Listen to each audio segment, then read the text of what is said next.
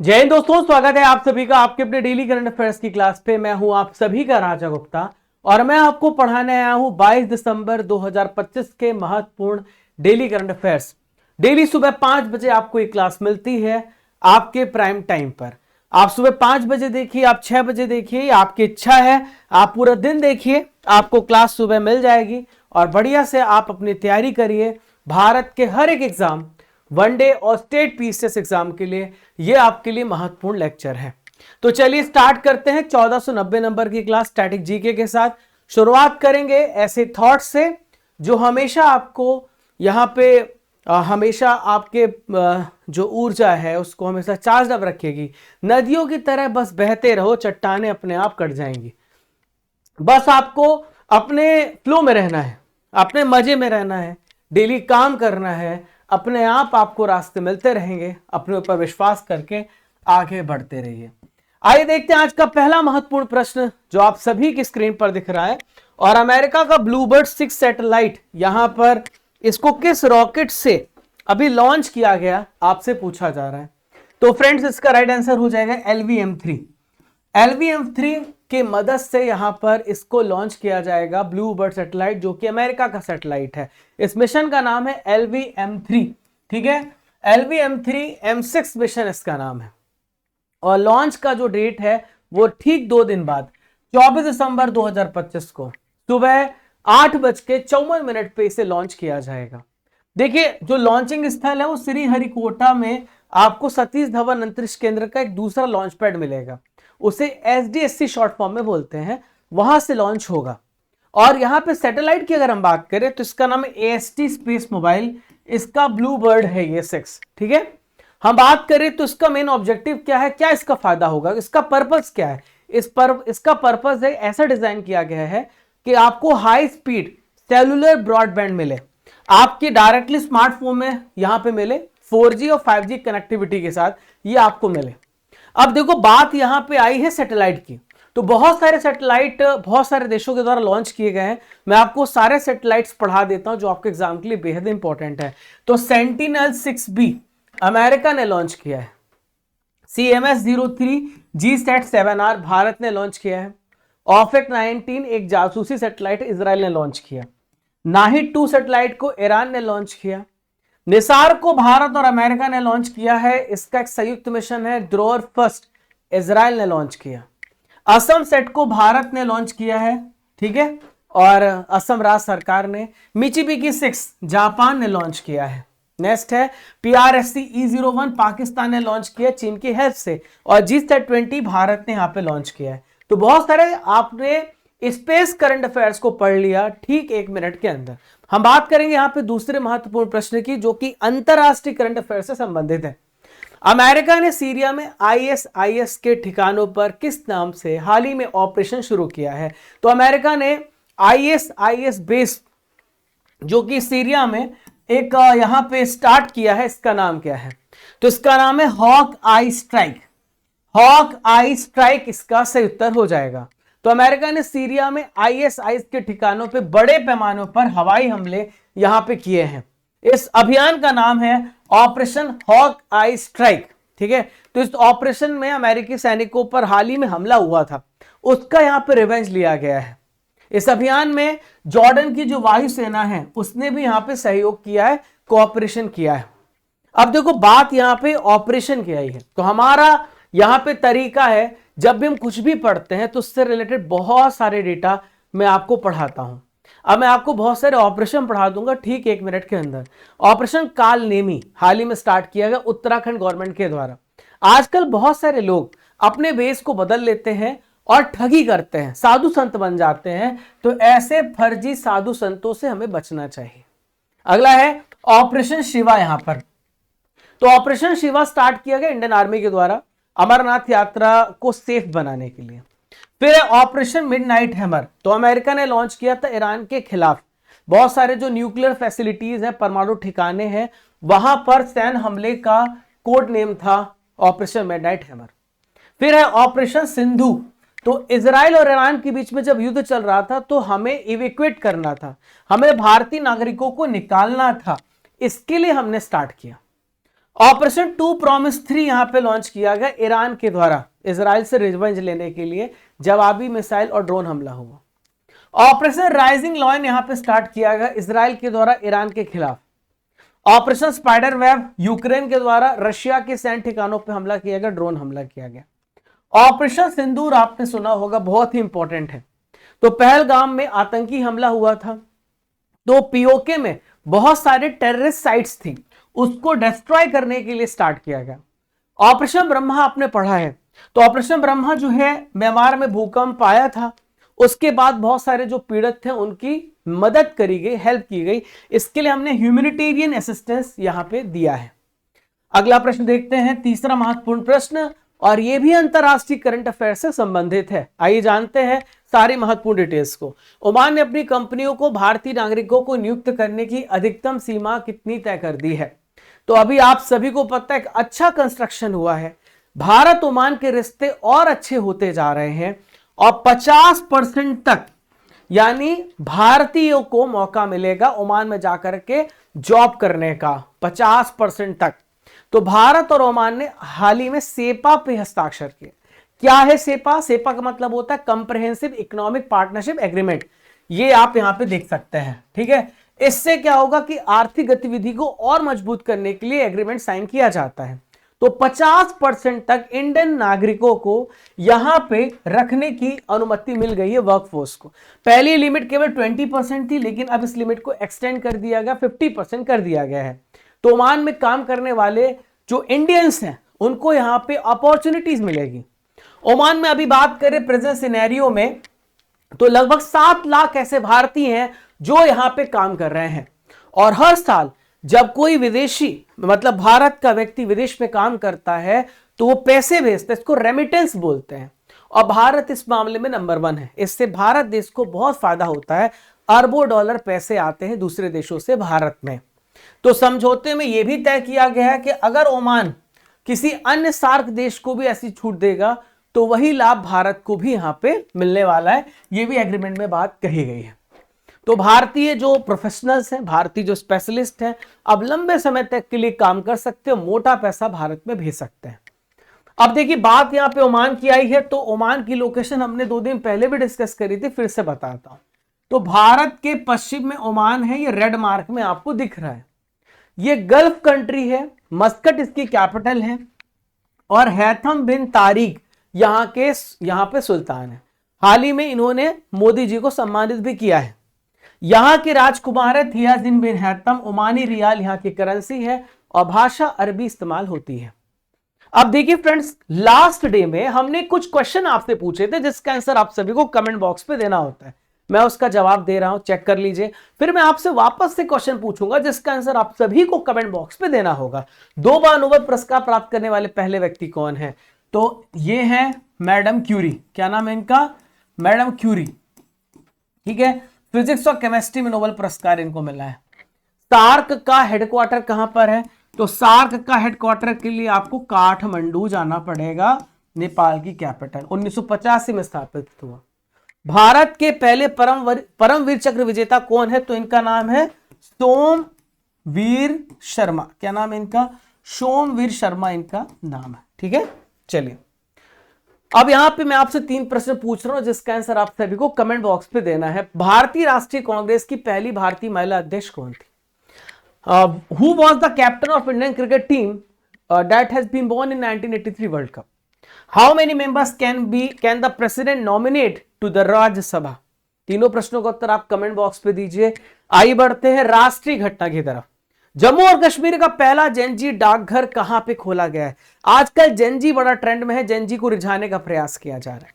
तो ये एम्स विजयपुर परिसर है, वहां पे खोला गया है पहला डाकघर जो जेनजी के थीम पर बेस्ड है। तो कुछ ऐसा जेनजी के थीम पर बेस्ड डाकघर खोला गया ताकि जेनजी जनरेशन बचत करे और बचत के फायदे के बारे में जाने, उनको आकर्षित करने के लिए किया गया।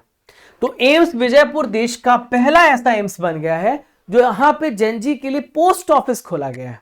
तो युवाओं का ध्यान रखकर आधुनिक सेवाएं इस पे देना रखा गया है। इसमें आपको पोस्टल, बैंकिंग सेवा, आपको इंश्योरेंस, ये सभी सारी फैसिलिटीज एक ही स्पॉट पे मिलने वाली है। जम्मू कश्मीर की बात कर लेते हैं तो जम्मू कश्मीर अब यूटी हो गया है, ठीक है। और जम्मू कश्मीर की 2 कैपिटल है, श्रीनगर और जम्मू, समर और विंटर कैपिटल। मनोज सिन्हा यहाँ के लेफ्टिनेंट गवर्नर है, उमर अब्दुल्ला यहाँ के चीफ मिनिस्टर है। 31 अक्टूबर 2019 को ये यूटी बना था, ध्यान में रखेंगे। अब मैं आपको 2025 में जितनी भी प्रथम घटनाएं हुई हैं वो सारी घटनाएं मैं आपको पढ़ाने वाला हूं। तो धूम्रपान को बैन करने वाला पहला यहां पर देश वो है मालदीव्स। मासिक धर्म के लिए सवेतन अवकाश पेड लीव देने वाला पहला राज्य कर्नाटक है।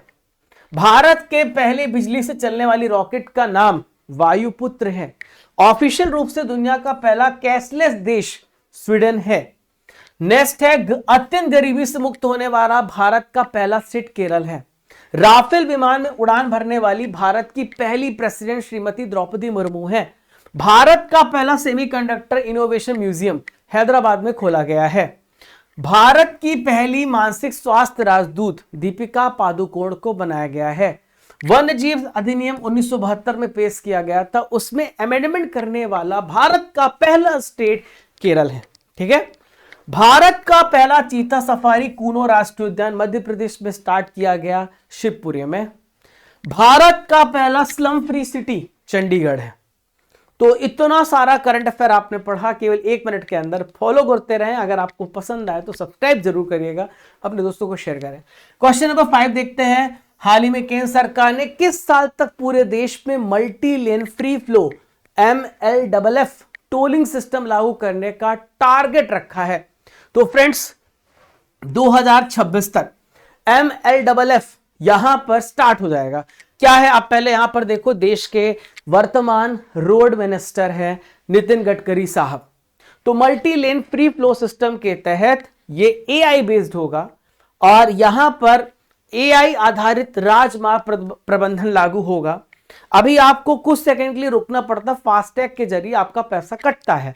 लेकिन दोस्तों अगर आपकी 80 किलोमीटर प्रति घंटे की गाड़ी जा रही है तो बिना रुके आप टोल पार करेंगे, आपका पैसा कट जाएगा। टोलिंग सिस्टम में गाड़ियों को टोल प्लाजा में रुकना भी नहीं पड़ेगा। इसे कहते हैं multi lane free flow system. तो इससे आपका समय बहुत बचने वाला। अभी आपको 1 मिनट जो खड़ा होना पड़ता तो वेट भी करने की जरूरत आपको नहीं पड़ेगी। पूरा यहां पे ये AI बेस्ड नंबर प्लेट पहचान होगी, सैटेलाइट के माध्यम से ट्रैकिंग होगी, फास्टैग इंटीग्रेशन सब कुछ होगा। तो टोल प्लाजा पे जो लंबा इंतजार है वो यहां पे आपका टाइम खत्म हो जाएगा। मेरे प्यारे भाई और बहनों, आप सभी स्टडी कर एप्लीकेशन जरूर डाउनलोड कर लीजिए। जो आप क्लास देख रहे हैं, जो नए बच्चे हैं वो यहां पे डाउनलोड कर लें, और जो आप क्लास देख रहे हैं इसकी PDF यहां पर आपको मिल जाएगी। और इस एप्लीकेशन से आप बहुत सारे फायदे उठा सकते हैं, जिसमें आपका एग्जाम का सिलेक्शन पक्का हो सकता है। आप टेस्ट सीरीज को जरूर ज्वाइन करिए, जहां पे 18,000 टॉपिक वाइज GK GS के प्रश्न हैं, 12 महीने का मंथली टेस्ट है, और प्रीमियम कोर्सेस में कॉम्बो पैक्स हैं। ई बुक्स है, मंथली बुक्स, 12 महीने की बुक, 10 महीने की book. Arjun GS foundation batch है, जाके चेक करिएगा। आइए देखते हैं अगला प्रश्न। हाल ही में किस राज्य ने प्लेटफॉर्म आधारित गिग वर्कर्स यानी पंजीकरण और कल्याण विधेयक 2025 को हाल ही में मंजूरी दी है, अप्रूवल दिया है? तो गिग वर्कर्स झारखंड इसका राइट आंसर। ये गिग वर्कर होते क्या है? तो गिग वर्कर्स परमानेंट वर्कर्स नहीं होते हैं, उनकी जरूरत के हिसाब से वो काम करते हैं। जैसे आपने जोमेटो वालों को देखा होगा, वो कुछ समय के लिए काम करते हैं फिर चुपचाप अपने घर पे चले जाते हैं। तो झारखंड ने प्लेटफॉर्म आधारित गिग वर्कर्स पंजीकरण को अप्रूवल दिया है। अब ये पंजीकरण किया क्यों जा रहा है? आप सभी अगर गवर्नमेंट नौकरी में सिलेक्ट होंगे तो आपका पेंशन होगा, आपकी सिक्योरिटी होगी, सरकार बहुत सारी फैसिलिटीज देगी। लेकिन जोमेटो में काम करने वाले, स्विगी में काम करने वाले, ओला उबर में काम करने वाले, इनको कैसे सिक्योरिटी मिलेगी? इनको कैसे सामाजिक सुरक्षा मिलेगी? इनके परिवार को किसी प्रकार की अगर जरूरत होगी तो कैसे इनको सुरक्षा मिलेगी? इसके लिए झारखंड ने कदम उठाया है और सामाजिक सुरक्षा और मिनिमम वेज और यहां पर बेहतर कामकाजी हालात देने के लिए इसे यहां पर बनाया है, बेटर वर्किंग कंडीशन मिल सके। तो गिग वर्कर्स ऐसे लोग होते हैं जो किसी कंपनी या प्लेटफॉर्म से परमानेंट नौकरी के बजाय टेम्पररी या ऑन डिमांड काम करते हैं उन्हें गिग वर्कर्स कहते हैं। तो ये लोग ऑनलाइन प्लेटफॉर्म जैसे स्विगी, जोमैटो, उबर, ओला, अमेजन इन सब के जरिए काम करते हैं। अगला प्रश्न देखेंगे, इजराइल ने हाल ही में किस देश पे 2026 में दूतावास खोलने की घोषणा कर दी है? Israel has announced the opening of N embassy in which one of the following country? तो इसका सही उत्तर हो जाएगा फिजी। फिजी प्रशांत महासागर में एक छोटा सा कंट्री है, ऑस्ट्रेलिया के ठीक ऊपर आपको देखने को मिलेगा। तो 2026 में फिजी में दूतावास खोला जाएगा। तो प्रशांत क्षेत्र में इजराइल की मौजूदगी बढ़ाने के लिए कदम उठाया गया है। तो ये फिजी ने हाल ही में इजराइल में अपना दूतावास खोला है। तो दोनों देशों के बीच में अच्छे संबंध मजबूत हो रहे हैं और दोनों देश एक दूसरे में एम्बेसी खोल रहे हैं। किसी भी प्रकार की जब प्रॉब्लम होती है तो एम्बेसी से ही सॉल्व होती है। ठीक है, अगला है, भारत का पहला वन विश्वविद्यालय कहां स्थापित होगा? काफी ज्यादा महत्वपूर्ण प्रश्न है। इंडिया का पहला फॉरेस्ट यूनिवर्सिटी, तो ये गोरखपुर में स्थापित होगा। कहां पे होगा? गोरखपुर इसका सही उत्तर होगा। तो ये यूपी में आता है गोरखपुर, है ना। वहां पे पहली फॉरेस्ट यूनिवर्सिटी 125 एकड़ में बिल्ट होने वाली है। कंस्ट्रक्शन इसका होने वाला है इस विश्वविद्यालय का।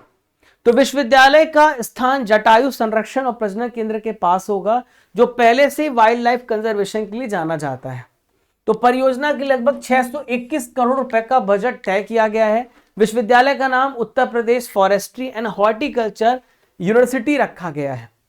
तो ये संस्थान फॉरेस्ट्री, वाइल्ड लाइफ, एनवायरमेंट विज्ञान की पढ़ाई होगी, यहां पर रिसर्च होगा, छात्रों को डिग्री मिलेगी, डिप्लोमा कोर्स उपलब्ध कराए जाएंगे। अगला सवाल देखते हैं, विश्व डोपिंग रोधी एजेंसी वाडा की एक रिपोर्ट आई है और चौंकाने वाली रिपोर्ट है कि डोपिंग उल्लंघन के मामले में कौन सा देश यहां पे टॉप पे बना हुआ है? तो वाडा के अनुसार भारत जो है डोपिंग के मामले में सबसे टॉप देश है। लगातार तीसरे साल डोपिंग उल्लंघन में दुनिया का सबसे बड़ा violated country third consecutive years के लिए हमारा प्यारा भारत है। 260 खिलाड़ियों के खिलाफ यहां पे मामले दर्ज हुए डोपिंग के। डोपिंग क्या होता है कि एथलीट अपने परफॉर्मेंस को बढ़ाने के लिए कुछ ऐसा ड्रग्स लेते हैं जो स्पोर्ट्स स्पिरिट्स को यहां पे घटाता है और परफॉर्मेंस बढ़ाने, लेकिन इसका साइड इफेक्ट बहुत होता है। तो यहां पर 260 खिलाड़ियों के खिलाफ मामला दर्ज हुआ है भारत में। चाइना 0.2%, अमेरिका 1.1% से अधिक है। और सबसे ज्यादा भारत में एथलेटिक्स में जो खिलाड़ी हैं, वेट लिफ्टिंग 43, कुश्ती में डोपिंग के मामले पाए गए हैं। वाडा 1999 में स्थापित हुआ, मॉन्ट्रियल कनाडा में हेडक्वार्टर है, डोपिंग रोकने का काम करता है, रूल्स बनाता है और सभी जितने भी यहाँ पे कंट्री हैं वहां पे सेम प्रकार की नीति लागू करता है। तो यहाँ पे इसका कार्य है वैज्ञानिक अनुसंधान करना, एंटी डोपिंग नियमों का पालन सुनिश्चित करना। अगला है, सभासार एआई टूल किस मंत्रालय ने हाल ही में डेवलप किया है? एक सभासार एआई टूल है जो डेवलप किया गया किसके द्वारा? तो पंचायती राज मंत्रालय ने सभासार एआई टूल को डेवलप किया है। तो केंद्र सरकार ने सभासार एआई टूल को लॉन्च किया है। ये टूल क्या करेगा, आप ऑडियो और वीडियो यहां पर रिकॉर्ड कर सकते हैं और मिनट्स ऑफ मीटिंग यानी एमओएम यहां पे तैयार कर सकते हैं, जो भी सार रहा है इस प्रकार से आप देख सकते हैं। तो पंचायती राज मंत्रालय ने डेवलप किया है। तो जितनी भी भारत में ग्राम सभाएं हैं, तो उन सब की जो यहां पे डिस्कशन है, उन सब की जो चर्चा है, उसको स्टोर किया जाएगा और उसको व्यवस्थित किया जाएगा। और इसमें एआई का इस्तेमाल होगा, नेचुरल लैंग्वेज प्रोसेसिंग का इस्तेमाल होगा और यहां पर हम ग्राम सभा को आधुनिक बनाना, प्रॉब्लम्स को रिजॉल्व करना, लोगों तक पहुंचने का काम करेंगे। तो ये टूल मल्टी लैंग्वेज अनुवाद भी कर सकता है, जिसमें भाषणी प्लेटफॉर्म का भी इस्तेमाल होगा। एआई से रिलेटेड करंट अफेयर को डिस्कस करेंगे। सबसे बड़ा एआई हार्डवेयर इंजीनियरिंग केंद्र कहां पे ओपन हुआ है? तो गूगल ने ताइवान में ओपन किया है। ठीक है, मालगाड़ियों की सुरक्षा के लिए एआई बेस्ड दृष्टि प्रणाली स्टार्ट किया है। किसने? भारतीय रेलवे ने स्टार्ट किया। शिक्षा मंत्रालय ने अभी हाल ही में अनाउंस किया कि क्लास 3 से एआई का इस्तेमाल होगा भारत के सभी स्कूलों में, पाठ्यक्रम में। अमेरिका के बाद दुनिया का सबसे बड़ा gigawatt scale AI hub Bharat के विशाखापट्टनम में बनाया जा रहा है। अल्बानिया ने दुनिया का सबसे पहला एआई कैबिनेट मंत्री यहां पे अपॉइंट किया है और असम ने रीजनल भाषा में भारत की पहली एआई न्यूज एंकर अंकिता को लॉन्च किया है। महाराष्ट्र में देश की फर्स्ट एआई यूनिवर्सिटी सेटअप होगी। स्टैनफोर्ड यूनिवर्सिटी और आर्क इंस्टीट्यूट अमेरिका ने दोनों ने मिलकर के जीनोम तैयार किया है जो कि एआई जनरेटेड जीनोम है। क्लियर है? ओके। दिल्ली सरकार ने भारत का पहला शहर केंद्रित AI innovation engine AI grind पहल शुरू किया है। 11वें क्वेश्चन पे बढ़ते हैं, बहुत ही महत्वपूर्ण प्रश्न है आप सभी के सामने ये रहा। अल्जाइमर रोग के उपचार के लिए नैनोकरण आधारित नया मार्ग किस संस्थान के वैज्ञानिकों ने डेवलप किया है, आपको बताना है। तो nano particle based pathway treatment के लिए आईएनएसटी मोहाली ने डेवलप किया है। अल्जाइमर एक ऐसी डिसीज है जो कि मस्तिष्क पे आधारित है और मतलब आपके ब्रेन पे इफेक्ट करती है। तो आईएनएसटी मतलब होता है institute of nano science and technology. Mohali Punjab के जितने भी साइंटिस्ट हैं उन्होंने अल्जाइमर रोग के उपचार के लिए ट्रीटमेंट के लिए नैनोकरण बेस्ड नया मार्ग डेवलप किया है। तो ये तरीका क्या करेगा, जो अल्जाइमर डिसीज है वो आपकी ब्रेन से जुड़ी होती है और इसमें मेमोरी लॉस होता है। तो जो ये बीमारी होती है वो उसको ये रोकेगा और आपकी मेमोरी को स्ट्रांग करेगा, आपकी थिंकिंग कैपेसिटी को बढ़ाएगा, ये मदद करेगा। अल्जाइमर एक आपकी जो ब्रेन से रिलेटेड बीमारी है जो धीरे धीरे बढ़ती है, आपकी मेमोरी लॉस हो जाती है, आप किसी भी लैंग्वेज को समझ नहीं पाते हैं, आपको डायरेक्शन नहीं समझ में आता है, बार बार आपका मूड स्विंग होता है। ठीक है, 12 नंबर का प्रश्न है, आज का आखिरी प्रश्न है। हरियाणा विधानसभा ने सिखों के कौन से गुरु की शहादत की 350 वर्षगांठ हाल ही में मनाई है? तो हरियाणा असेंबली ने गुरु तेग बहादुर जी की यहां पे 350 नंबर की यहां पर शहादत यानी मैट्रीडोम मनाया है। तो यहां पर आप गुरु तेग बहादुर सिंह जी को आप देख पा रहे हैं, तो इनके लिए 350 नंबर की वर्षगांठ मनाई गई है और यहां पर आप देख पा रहे हैं। ठीक है, तो भारत की अस्मिता के रक्षक और नवम सिखम गुरु के रूप में इनको सम्मानित किया गया है। तो अब मैं आपको स्टैटिक जीके पढ़ा देता हूं जो पूछे जा सकते हैं आपके आने वाले एग्जाम में। पूरे 10 गुरुओं के नाम बता देता हूं। तो सबसे पहले सिख गुरु थे गुरु नानक देव जी, दूसरे थे गुरु अंगद देव जी, तीसरे थे गुरु अमरदास जी, चौथे थे गुरु रामदास जी, ठीक है, पांचवें थे गुरु अर्जन देव जी, छठे थे हर गोविंद जी, सातवें थे हर राय जी, आठवें थे हर कृष्ण जी, ठीक है, फिर 9वें थे गुरु तेग बहादुर और 10वें गुरु गोविंद सिंह। बहुत ही महत्वपूर्ण है गुरु गोविंद सिंह। ठीक है, चलिए, तो प्यारे मेरे भाई और बहनों, 12 इंपॉर्टेंट करंट अफेयर्स को बहुत ही शानदार तरीके से आपने एक एक पॉइंट को डिटेल से समझा है। अब बारी है यहां पर ट्रिपल आर की, जहां पे पुराने महीनों के करंट अफेयर्स का बेहतरीन तरीके से करोगे रिवीजन। नवंबर 2025 के करंट अफेयर्स का रिवीजन करेंगे ट्रिपल आर में। G20 शिखर सम्मेलन कमेंट बॉक्स पे आंसर सबको देना है, कहां पर आयोजित किया गया है? जो जोहानिसबर्ग में किया गया, बी राइट आंसर होगा। पहला blind women's T20 world cup 2025 किसने जीता है? तो इसको भारत ने यहां पे जीता है। भारत में 4 नई श्रम संहिताएं न्यू लेबर कोड्स आई हैं। कब से लागू हुई हैं? तो 21 नवंबर 2025 से। भारत ने वर्ल्ड बॉक्सिंग कप फाइनल 2025 में कितने गोल्ड मेडल जीते हैं? तो भारत ने 9 स्वर्ण पदक यहां पे हासिल किए हैं। देश का पहला इंडस्ट्री मेड PSLV किसने तैयार किया है? तो HAL और L&T ने तैयार किया है। राष्ट्रीय कैडेट कोर NCC ने 23 नवंबर 2025 को अपना कौन सा स्थापना दिवस मनाया है? तो 78वां मनाया है। ऑस्ट्रेलियन ओपन सुपर 500 का टाइटल किसने जीता है? लक्ष्य सेन ने इसको जीता है। ये एक बैडमिंटन टूर्नामेंट है। ठीक है, रामकृष्ण मिशन का पहला पूर्वोत्तर कॉलेज कहां पर स्थापित किया गया? तो ये सोहरा में स्थापित हुआ है। भारतीय नियंत्रक महालेखा परीक्षक CAG कहां पर वित्तीय लेखा परीक्षा के लिए एक एक्सीलेंस सेंटर स्थापित कर रहे हैं? हैदराबाद में स्थापित किया जा रहा है। National one health mission assembly 2025 का आयोजन कहां पर किया गया? तो नई दिल्ली में इसका आयोजन किया गया है। दोस्तों 19 यहां पे 19 लिखा हुआ है। हम यहां पे 20 दिसंबर के करंट अफेयर्स का रिवीजन करेंगे। कल आपने वीकली पढ़ा था।